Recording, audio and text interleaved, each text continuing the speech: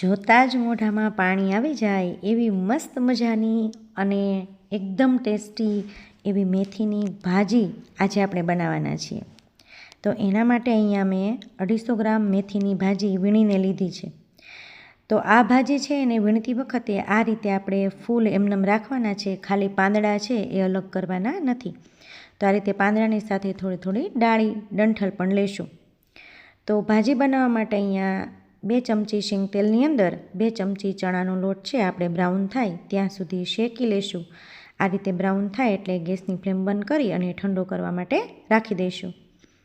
ત્યારબાદ એક લોયાની અંદર 3 પાવડા શીંગ તેલ ગરમ કરી અને પા વાટકી જેટલું લીલું લસણ અને 1 વાટકી લીલી ડુંગળી અહીંયા મેં ઝીણી ઝીણી કાપીને લીધી છે.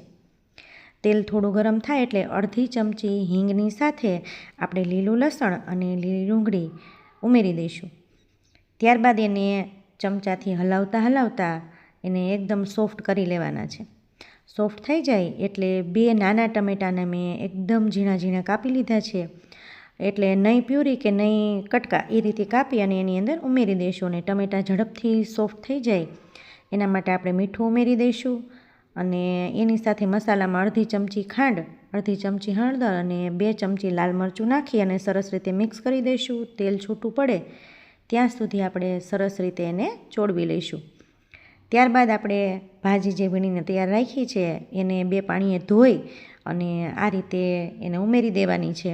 ત્યારબાદ આપણે ચમચાની મદદથી સરસ રીતે હળવે હાથે મિક્સ કરી દેવાનો છે. બધો મસાલો છે એ બરાબર આ ભાજીની અંદર ભળી જાય અને ભાજી પણ સોફ્ટ થઈ જાય ત્યાં સુધી આપણે ચમચાની મદદથી હળવે હાથે આ રીતે મિક્સ કરતું રહેવાનું છે, જેથી આપણો મસાલો છે એ લોયામાં તળિયે બેસી ન જાય અને દાજી ન જાય.